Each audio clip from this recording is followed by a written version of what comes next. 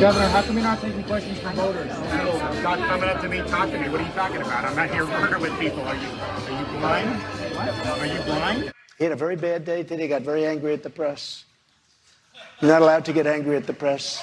I think it's a project that will begin on day one, and it will require a daily grind for not just one term, but I think for 2 full presidential terms. 8 years. We need 8 years. You don't need 8 years. You need 6 months. We can turn this thing around so quickly. Why didn't he do it his first 4 years? You don't change your name in the middle of a election. Change his name in the middle of the election. You don't do that. That's ridiculous, these stupid things. Listen, the way to pronounce my last name, Winner. I'm joined now by CNN senior political commentator Adam Kinzinger, a former Republican congressman from Illinois and a member of the January 6th committee. Before DeSantis announced his candidacy, you said that he's not really the best campaigner. Do you think his recent back and forth with the former president is working for him? Too soon to tell?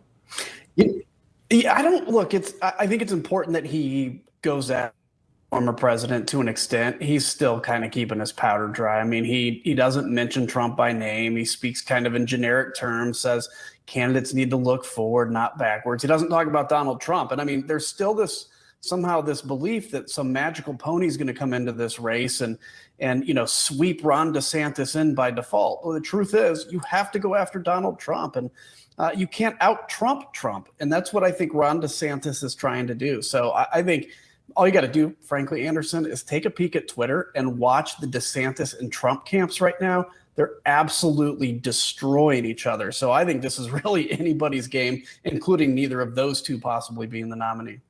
Congressman, you talked about, people waiting for a magic pony to somehow deal with Trump. Do you think some of these candidates are expecting, an indictment to somehow, or prosecutors to somehow take care of the problem of, this man in the race that they don't know how to run against? Yeah, I certainly think that's a hope that none of them will ever speak out loud.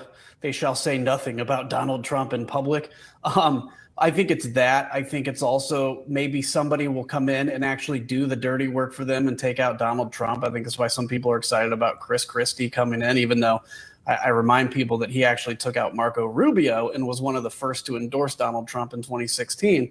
And so I think it's a lot of, and look, it's not a bad play. If you're Ron DeSantis and you've decided not to try to be a better person than Donald Trump, but to just try to out-Trump Trump, it's actually an okay strategy if you know that Donald Trump is not going to make it to the primary election day. And I think that's what he's banking on, because if for some reason, Donald Trump gets indicted and he goes down, Ron DeSantis at this moment today is probably there to pick up the slack. But the way these guys are fighting at each other and their camps are fighting at each other, I don't think there's going to be much friendship left between any of them.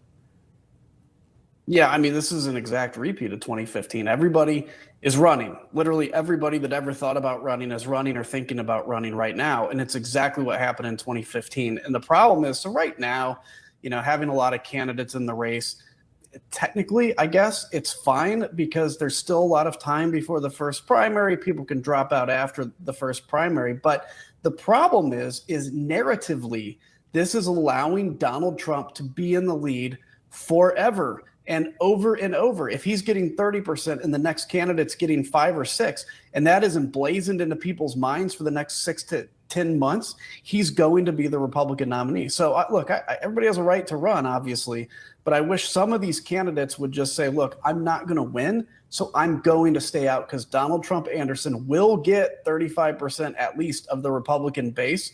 Anybody splitting up the rest of that just makes him the nominee. Adam Kinzinger, Audie Cornish, thanks so much. Appreciate it.